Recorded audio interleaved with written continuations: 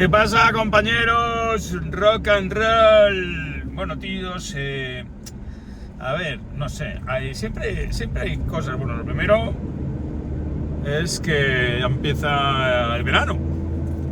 El verano siempre es una época, bueno, es una época alegre. Este verano no ha empezado tan caluroso como otros veranos, que recuerdo calores terroríficos en junio. Ahora mismo está nublado, por ejemplo. Ha llovido bastante. Tenemos los montes muy verdes. En fin, no sé. El apocalipsis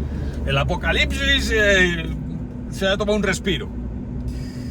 Y bueno, pues para muchas personas empieza la época de viajes en moto. Para mí no.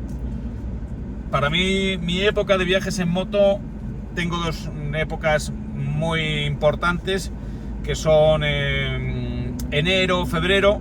Es una época muy buena para viajar en moto, sobre todo por Marruecos, Argelia, Túnez. Es buenísima. El único problema que tiene es que los días son más cortos y entonces hay menos horas de luz. Para mí, que voy filmando, pues supone un problema, porque a las 6 de la tarde ya se hace de noche, pero la temperatura en el sur, digamos, de Europa, es decir, ya cuando cruzas el estrecho, el norte de África, pues es muy buena temperatura. Puedes viajar por los Atlas, por ejemplo. Hace frío, pero no es un frío gélido, entonces está muy bien. Yo recomiendo esa época. Quien tiene disponibilidad, quien puede elegir sus vacaciones para cogerse una semanita e irse por esa zona del mundo, porque es muy barato, es muy fácil, es muy rápido. El ferry en Argelia es más caro por el tema del visado. Luego allí es muy barato. Yo recomiendo verse mi programa de viajes por Argelia, porque te explico cómo conseguir el visado. Y el visado, aunque son 90 pavos, luego es que se compensa porque el país es baratísimo. Es como a Marruecos hace 20 años. Entonces la comida y la bebida son muy baratas, los alojamientos son muy baratos, la gasolina está subvencionada y está tirada, de 30 céntimos el litro, con lo cual al final el viaje se convierte en más económico a pesar del precio del visado. El único problema es conseguir el visado, no es fácil obtenerlo, hay veces que te lo rechazan, por eso conviene verse mis consejos sobre el viaje a Argelia, para que no te pase como ha pasado a gente que conozco, que ha subido el visado y le han dicho que no. Marruecos es lo más barato. Luego nos encontramos con Túnez. Túnez también, el recorrido que yo tengo en el programa de Objetivo Numidia, que es Argelia-Túnez, es un recorrido fabuloso, porque Túnez es un país extraordinario para recorrerlo en moto. Puedes tener todo lo que quieres, es decir, lo mismo que te ofrece Marruecos lo puedes tener allí, pero con una ventaja con respecto a Marruecos. Para el que le gusta la arqueología, los yacimientos arqueológicos que tienes no te los encuentras en ningún sitio. En Argelia son muy espectaculares y están muy bien, porque no tienen turistas, entonces están vacíos, pero es que lo que hay en Túnez es que es uno detrás de otro. Es decir, yo, que ya he estado varias veces en el país y que he ido a verme a yacimientos y tal, no los he visto todos, o sea, porque tienen cosas flipantes, al que le gusta la arqueología. Y una cosa que yo comento, sobre todo a la gente que le gusta la moto y el motoalmuerzo. O sea, una de las cosas que sucede cuando ves mis programas, y por eso mis programas funcionan bien de audiencia en la 2 y también en RTV Play, es que aunque tú no hayas pensado en la arqueología o hayas ido a ver el teatro de Mérida, no tiene nada que ver. Cuando yo, por ejemplo, Mérida tiene un gran teatro, no es el mejor teatro de Europa, por ejemplo, es mucho más importante, es mucho más bonito y está mucho mejor conservado el Teatro Romano de Orange, en Francia, y como yo explico en los programas, ¿por qué un teatro romano es mejor uno que otro? ¿Qué es lo que hace a un teatro romano tener más o menos valor? No son las gradas, o sea, las gradas están todas reconstruidas. Tú te ves unas gradas y dices, un teatro romano, qué bonito. No. ¿Qué es lo que marca la diferencia entre teatros romanos? El muro del escenario. Es decir, porque la escena siempre tiene un muro detrás. En función de cómo esté conservado ese muro, de la altura que tenga, de lo que se conserve de columnas y de estatuas, ese teatro tendrá más o menos valor. Por eso, el Teatro Romano de Orange, que yo he enseñado también en mis programas, es el mejor de Europa, porque tiene un muro del escenario de prácticamente 150 metros. El Teatro Romano de Mérida tiene un muro, y eso es lo que le convierte en un teatro, en un gran teatro. No es tan alto, no es tan completo como el Teatro Romano de Orange. Esa es la diferencia, bueno, para aquellos que no lo sepáis, entre teatros. Luego el anfiteatro es esto que es circular. O sea, el Coliseo, y hay muchos anfiteatros, ¿no? Yo a veces lo llamo circo, no porque sean circos, sino porque allí se celebraban también naumaquias y luchas de gladiadores, pero el circo, técnicamente el circo es el estadio, es decir, no es redondo, sino digamos con un óvalo mucho más pronunciado. Pero los anfiteatros son o circulares o digamos ovalados, como yo he enseñado uno espectacular en el programa de Objetivo Numidia. Entonces, ¿qué ocurre?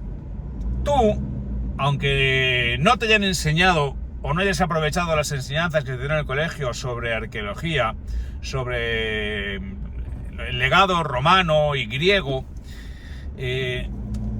vamos, no hay que ser muy cultivado para cuando llegas a una gran ruina arqueológica bien conservada, te quedes maravillado cuando se dan dos circunstancias.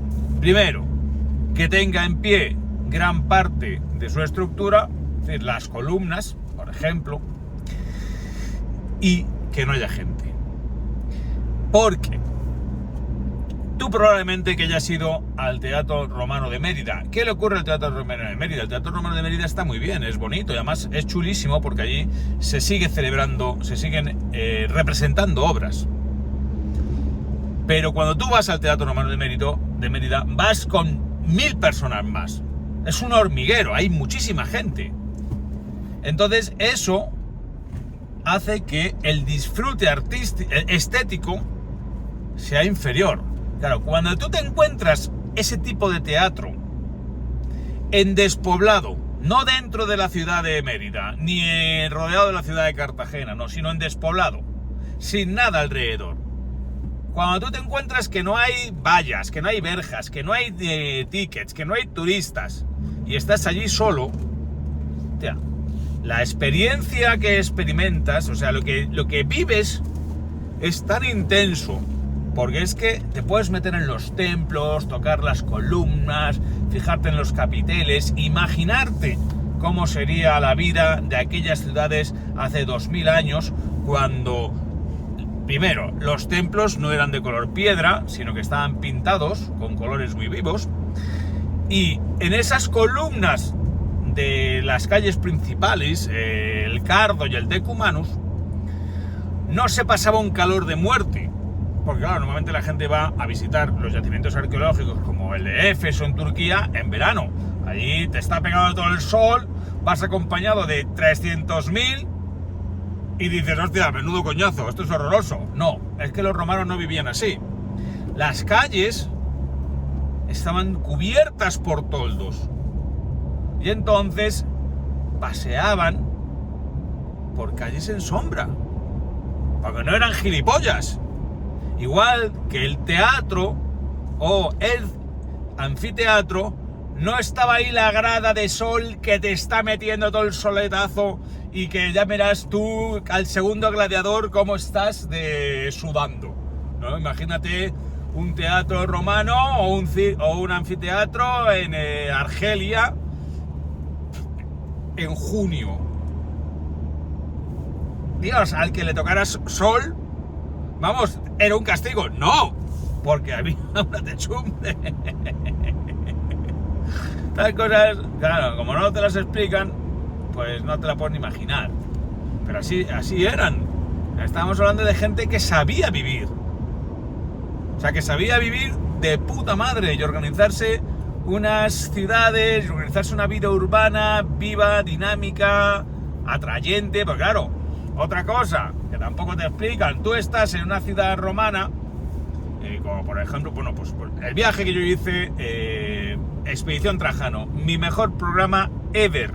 O sea, no sé, a quien le guste Diario de un Nómada y que no se vea Expedición Trajano por no pagar 2 euros al mes, o sea, es que te puedes suscribir por 3 meses, joder, compras 3 meses por 9 pavos, entras en miguelsilvestre.com, te compras el acceso al canal por 9 pavos, 3 meses y te ves solo Expedición Trajano. O sea, son 50 episodios, es acojonante. Porque es un viaje siguiendo las huellas del Marco Tulio Trajano, el primer emperador romano hispano, hasta encontrar el sitio donde murió. Y el monumento que tiene allí, que nadie ha filmado antes y que nadie conoce. Pero es que voy siguiendo todas las grandes ciudades, las polis, primero griegas y después romanas de Asia Menor, porque los griegos emigraron a Asia Menor, a la actual Turquía, para fundar ciudades y poder cultivar allí y exportar productos a la Grecia continental. Y después los romanos fueron allí y se quedaron. Y más importante que la península ibérica era la península de Anatolia. Era más rico, más grande, estaba mejor situado, producía todo tipo de productos que necesitaba el imperio. Entonces las ciudades romanas, primero griegas y después romanas, de Anatolia, de la actual Turquía. Luego es que le metes toda la historia de los cruzados, le metes la historia de los selyúcidas, los turcos selyúcidas que venían de Asia Central, después de los otomanos, en fin. Ya si quieres te metes con los hititas, todavía son anteriores, en fin. Es un nivel de historia que te quedas flipando, o sea, de tanto que hay por conocer. ¿Qué ocurre? Que cuando tú haces el recorrido por estas ciudades y lo haces en moto, te das cuenta de la gran distancia que hay entre unos yacimientos y otros yacimientos. Entonces, lo que pones en valor es cómo se organizaban los griegos y los romanos para vivir en estas polis que estaban tan distantes unas de otras y las cuales enlazaban con calzadas. Pero es que para aventurarse a viajar por esa calzada entre una ciudad y otra, el viajero, tío, afrontaba jornadas y jornadas de peligros, de dificultades, de dureza. O sea, si ya en moto cuesta hacerlo, pues imagínate cuando había que hacerlo a caballo o andando. Entonces, ¿qué ocurre? Que ahí comprendes la maravilla que suponía para un viajero que fuera ahí cruzando la Capadocia o que fuera cruzando el interior de la península de Anatolia y que llegara, por ejemplo, a Hierápolis, ¿no? O que llegara a Éfeso, a Mileto, y que encontrase allí termas, bueno, pues como los vaqueros de las películas cuando llegaban al pueblo y se metían, se daban un baño y iban al salón. Pues claro, de repente llegar a una ciudad que tenía los templos de los dioses y que tenía el gimnasio que no era un gimnasio como ahora de entrenar, ¿no? Sino que era un lugar de aseo público, unos baños, unas termas, las letrinas, bueno, no letrinas, ellos tenían baños, o sea, retretes, y por debajo pasaba el agua y se llevaban los excrementos. Eso también lo he enseñado en los programas. Entonces, claro, a mí es que me apasiona todo esto y, claro, me dirijo a gente a la que le apasiona. Y, hombre, te encuentras con circunstancias tan curiosas como, por ejemplo, ahora me meto me llega un aviso de Google sobre Diario de un Nómada y veo es que Diario de un Nómada aparece en la portada de la página web de RTVE Play como dentro de la categoría documentales más vistos. Entras documentales más vistos y ahí está Diario de un Nómada. Entonces dices, joder, tío, macho, es que Diario de un Nómada, después de prácticamente 10 años de emisión, tiene una audiencia cojonuda cada vez que lo ponen en la 2, pero de las mejores audiencias de la cadena.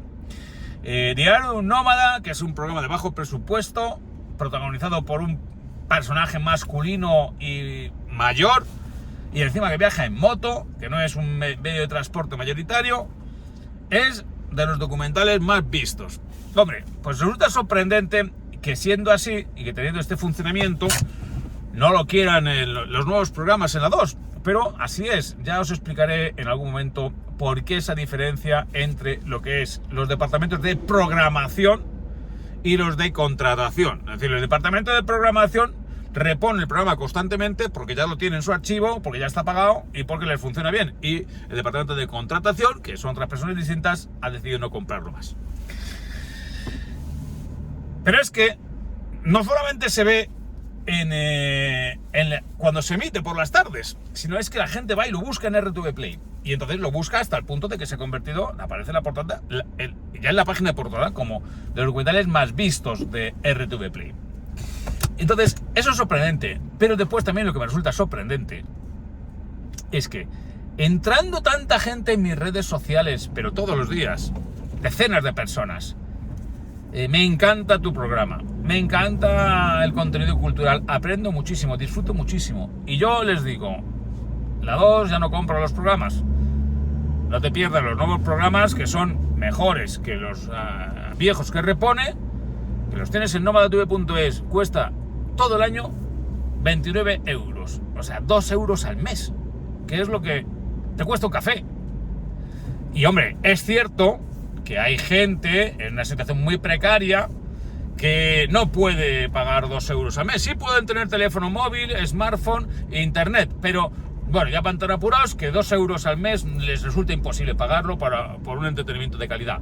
Hombre, hay gente que está así de pelada y yo lo siento por ellos y les deseo que les mejore la situación y que puedan acceder a mi programa y a muchísimas otras cosas, ¿no? Pero para la mayoría, para el espectador medio de la 2, no es un problema económico el comprar el programa. O sea, 2 euros es lo que cuesta un café, 29 euros al año es lo que cuesta una comida. Entonces, ¿por qué las personas que dicen que les encanta el programa no están dispuestas a pagar esos 2 euros al mes o esos 29 euros al año por disfrutar de los nuevos contenidos que no van a ver en la 2? Para mí es un misterio. Pero bueno, también es cierto que si eso es lo que la mayoría de los espectadores opta, es decir, por no apoyar el programa para que se siga haciendo y no pagar para no seguir disfrutándolo, aprendiendo, a pesar de que les encanta, pues entonces es que eso es justo que se muera. Es decir, si el espectador no lo defiende, es porque en realidad no le gusta tanto y merece acabar el programa y encima haciéndolo, pues bueno, por todo lo alto, siendo un éxito de audiencia en la 2 y en RTV Play. Yo os recomiendo que entréis en RTV Play para ver todos los contenidos. Hay 13 temporadas en RTV Play. Podéis ver todos los programas viejos de Diario Un Nómada, están muy bien. Podéis, si sois miembros de Amazon Prime, podéis ver las 4 temporadas que hay en Amazon Prime de mi programa Motonómada. Y ya, si lo habéis visto todo, pues hombre, lo que no entiendo muy bien es que por no pagar esa cantidad mínima no te veas los 200 programas distintos y nuevos que hay en nomadatv.es. Bueno, para conocer cosillas como estas que os estoy contando de la arqueología en Asia, porque es que eso es lo más chulo, ¿no? Porque la arqueología, hombre, yo ahora mismo el nuevo programa que ya se está emitiendo enseña la arqueología griega en Grecia, porque es el recorrido de Palermo a Atenas. Ese es el nuevo programa, ¿no? Tenía la moto aparcada en Palermo después de haber hecho Argelia, Túnez y Sicilia, y he seguido enseñando yacimientos arqueológicos espectaculares de Sicilia, que se fundaron un montón de ciudades griegas. Después salté al sur de Italia, digamos a la parte de abajo de la bota, visité todavía algunos yacimientos arqueológicos importantes y salté a Grecia. Y en Grecia pues he ido recorriendo yacimientos arqueológicos hasta llegar a Atenas. O sea, cultura por un tubo, interesante, contada de otra forma. Oye, macho, perderse esos programas para alguien que dice que le encanta Diario de un Nómada, a mí me resulta un poco incomprensible. Pero bueno, eso es la decisión libre que toma cada espectador. Yo solamente os puedo dar un dato ahora mismo, que no sé, que nos tiene que dar esperanza para aquellos que realmente estéis interesados en que el programa siga y poder verlo. Me faltan 300, igual que los 300 de Leónidas, ¿no? El rey de Esparta que se enfrentó a los persas para detener su avance en las guerras médicas. Pues me faltan 300 suscriptores. Es decir, si alcanzara esos 300 suscriptores, con sus 29, y que solo compraran un año, 29 euros al año, porque yo sé, hombre, que la verdad es que la mayoría de los suscriptores que entran un año se quedan porque como el programa los contenidos siguen subiendo. Pues me quedan 300. Si llegan esos 300 valientes, el canal se haría, digamos, autosuficiente. O sea, podría garantizar su pervivencia, su mantenimiento, porque hasta ahora pierde pasta, pero ha ido subiendo, y cuando llegara a la cifra de 2000 suscriptores, pues yo creo que ya estaría garantizada su viabilidad. Y vamos por 1700, así que quedan solo 300. A ver si te animas y te conviertes en uno de los 300, y entonces además vas a poder participar de las rutas y eventos que voy a ir organizando por España entre 2024 y 2025 para conmemorar los 10 años de Diario de un Nómada. Entonces, bueno, va a ser chulo porque voy a organizar unas rutas para suscriptores del canal donde nos podamos conocer y donde puedas tomarte unas cervezas conmigo, charlar conmigo y escuchar mis eventos. Y voy a intentar organizarlas por toda España o por distintas zonas de España que permitan a la gente de esa zona ir y hacer el viaje conmigo. Y bueno, así formar o afianzar o reforzar los lazos de la comunidad, porque al final, gracias a la comunidad, es a quien les debo el poder seguir haciendo estos programas que me apasionan tanto, como son los de arqueología, aventura y arqueología, porque creo que además no hay mayor aventura que recorrerse yacimientos arqueológicos en África y en Asia, que ya es de por sí aventurado, pero si además los viajas con el objetivo de ir visitando estas antiguas polis griegas o romanas, pues es que la experiencia es mucho más intensa, mucho más profunda y mucho más enriquecedora. Y además te doy ideas y consejos para que tú puedas repetir esos viajes. Así que nada, muchachos, rock and roll, very good.